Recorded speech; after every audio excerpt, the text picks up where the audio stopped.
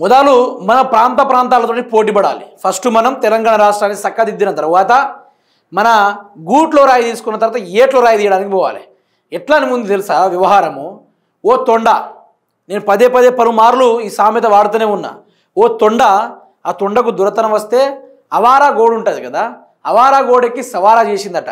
అంటే ఓ దొంగకి దొరతనం వస్తే ఈరోజు ఉన్నది కాస్త శేషుడు సాత కాదు కానీ చేయని దాని గురించి ఆలోచిస్తూ ఉన్నట్టుగా సామెతలు దొర్లుతూ ఉన్నాయి.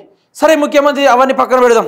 ఇక రేవంత్ రెడ్డి ఏమంటాడో ఒకసారి చూద్దాం. ఇక చైనా జపాన్తో పోటీ పడదాం, అంతర్జాతీయ స్థాయిలో తెలంగాణ అభివృద్ధి సీఎం రేవంత్ రెడ్డి. 2047 నాటికి $3 ట్రిలియన్ ఆర్థిక వ్యవస్థగా తీర్చిదిద్దుతాం. Core urban, semi urban, rural agriculture రిజైన్లుగా development, blue and green Hyderabad లక్ష్యంగా నీటి వనరులు, అటవీ ప్రాంతాల పునరుద్ధరణ, తెలంగాణ రైజింగ్ పాలసీ డాక్యుమెంట్పై అధికారులకు సీఎం సూచన. అయితే మీరు జర్రా వీడియోని పూర్తి స్థాయి వరకు చూడాలి. ఎందుకంటే రేవంత్ రెడ్డి మంచిగా మాట్లాడుతుండు. గత ప్రభుత్వం గురించి ఇప్పుడు ప్రభుత్వం గురించి కొంచెం వర్ణించుకోవాల్సిన అవసరం వచ్చింది. చైనా జపాన్తో పోటీ పడదాం. కేసీఆర్ ఏనాడు కూడా ఎచ్చుల మాటలు మాట్లాడలేదు. ఎచ్చుల మాటలు ఏ రోజు కూడా మాట్లాడలేదు. కానీ కాంగ్రెస్ పార్టీ ఈరోజు ఏతుల మాటలు, ఎచ్చుల మాటలు, గీది మాత్రం అతిశయోక్తిని ఉపయోగించి మాట్లాడుతూ ఉంది. చైనా జపాన్తో పోటీ పడదాం అంటున్నాడు. చైనా జపాన్తో పోటీ పడుతున్నాడట. మొదలు తెలంగాణ రాష్ట్రంతో ఇటు తమిళనాడుతోటి ఈ రెండింటితో పోటీ పడు చాలు, మనకు ఆడదాకొద్దు. ఏనాడు కూడా కేసీఆర్ నేను దాంతో పోటీ పడతా దీంతో పోటీ పడతా అని చెప్పలే. చేసిన తర్వాత నా తెలంగాణ కోటి రతనాల వీణ, నా తెలంగాణ 29 రాష్ట్రాలకెళ్ళా అద్భుతమైన రాష్ట్రం, rice bowl of India, green revolution, white revolution, blue revolution, ఇక రెవల్యూషన్కి అడ్డాగా మార్చిండు తెలంగాణ అని నానా రకాలుగా కేసీఆర్ గారు పలు సభలు పెట్టి పలు జాతీయ మీడియాలో కూడా మాట్లాడారు. కానీ ఏ రోజు కూడా కేసీఆర్ ఎచ్చుల మాటలు మాట్లాడలేదు. ఈరోజు రేవంత్ రెడ్డి ఎచ్చుల మాటలు, ఏతుల మాటలు మాట్లాడుతూ ఉన్నాడు. ఎందుకు మనకు ఇప్పుడు మనకి ఏతులు అవసరం? మీరే చెప్పండి. అవసరమా? మనం రాష్ట్ర ప్రజా సమస్యలు తీర్చినప్పుడు మన రాష్ట్రం దేనితో పోటీ పడుతుందో అనేది జాతీయ మీడియాలు డిసైడ్ చేసుకుంటుంది. ఓ సీఎంనో లేకుంటే ఓ ఎమ్మెల్యేనో ఓ మంత్రినో దిగి మనం ఇంత అంతర్జాతీయంతో పోటీ పడుతున్నామంటే మొదలు మన గూట్లో రాయి తీసుకోవాలి, తర్వాత ఏట్లో రాయి తీయాలి. ఇంట గెలిచిన తర్వాతనే రచ్చ గెలవాలి.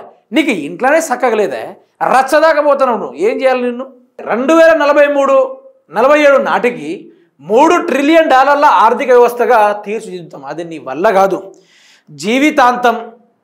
జీవితాంతం రాజకీయ సన్యాసం మీరు పుచ్చుకున్నా కూడా అది మీ వల్ల కాదు. ఉన్న తెలంగాణ రాష్ట్ర ఆర్థిక వ్యవస్థని కొల్లగొడుతుంది. తెలంగాణ రాష్ట్రం నిధులు 18,000 కోట్లే వస్తున్నాయి. నా దగ్గర డబ్బులు లేవు, నేను దొంగని, నన్ను ఎక్కడ పోయినా దొంగ లెక్కనే చూస్తూ ఉన్నారు. ఏ ముఖ్యమంత్రి అని తనను తాను దిగజార్చుకుంటాడా? నీ లెక్క ఎక్కడైనా దిగజార్చుకున్నారా? ఎవరు దిగజార్చుకోలేదు. ప్రధానంగా ముఖ్యమంత్రి రేవంత్ రెడ్డి తనకు తాను దిగజార్చుకున్నాడు. అయితే $3 ట్రిలియన్ ఆర్థిక వ్యవస్థ ఈయన జనరేట్ చేశాడట. అంటే 2047 దాకా తానే అధికారంలో ఉంటాడని చెప్తా ఉన్నాడు. 2047 దాకా. అయితే నేనేమంటున్నా, సరే బాగానే ఉంది, మరి తీసుకొచ్చిన అప్పు ఎడిపోయింది, రాష్ట్రం నుంచి వెలువడే ఆదాయం ఎడిపోయింది, దాని మీద సమాధానం చెప్పాలి ముఖ్యమంత్రి రేవంత్ రెడ్డి గారు. Core urban, semi urban, rural agriculture రీజియన్లుగా development, blue and green Hyderabad లక్ష్యంగా నీటి వనరులు. వీడండి కేసీఆర్ గారు బస్తీలకు కానీ ఆ యొక్క హైదరాబాద్ కానీ ఉచిత నీటి సరఫరాను పెట్టిండా లేదా?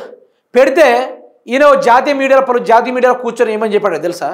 అనవసరంగా దేనికోసం పెట్టిండు ఉచితాలు, దానికి కూడా డబ్బులు చెల్లించాలి, డబ్బులు లేనిది ఏది కాదు. మాట్లాడింది ఈయననే. మళ్ళీ ఇప్పుడు శుద్ధ పూస లెక్క, వెన్న పూస లెక్క మాట్లాడుతూ ఉన్నాడు వీడికి వచ్చి. అటవీ ప్రాంతాల పునరుద్ధరణ, మరి హెచ్సియు ల్యాండ్ ఉండే 400 ఎకరాలు. ఆ ఎకరాల్లో ఒక గ్రీన్ ఫారెస్ట్ ఉండే. ఆ ఫారెస్ట్ని ప్రభుత్వం ఏ విధంగా ధ్వంసం చేసింది? ఎవరు చేసిండు? చేసిన గాడిదెవరు? ఆ అడ్డగాడిదెవరు అని నానా రకాలుగా విద్యార్థులు ఇప్పుడు క్వశ్చన్ చేస్తూ ఉన్నారు. మరి కూల్చింది రేవంత్ రెడ్డి ప్రభుత్వమే కదా. దాని మీద 10,000 కోట్ల రూపాయలు తీసుకొచ్చి దర్జాగా డబ్బులు దాచుకునేది రేవంత్ రెడ్డే కదా. మరీ ఇంత ఇగురం లేకుండా మాట్లాడితే విడ్డూరం అనిపిస్తుంది. తెలంగాణ రైజింగ్ పాలసీ డాక్యుమెంట్పై అధికారులకు సీఎం సూచన. ఈయన సూచనలు ఏముండవు. ఈయన సూచనలు మొత్తం ఆడ ఒక 10,000 కోట్ల వస్తుందంటేనే సూచనలు ఉండే, లేకుంటే సూచనలు ఉండయి. రియల్ ఎస్టేట్ వ్యాపారికి ఒక ఓటుకు నోటు దొంగకి తాళం అప్పచెప్తే తెలంగాణ రాష్ట్రాన్ని దోచుకునే ప్రయత్నాలే చేస్తాడు. మీరు గుర్తుపెట్టుకోండి. బాధ్యతగా తెలంగాణ రాష్ట్ర ప్రజల సొమ్మునే దోచుకునే ప్రయత్నాలు చేస్తూ ఉన్నాడు. మీరు అనవసరంగా ఈయన మాటలు నమ్మి మోసపోవద్దు.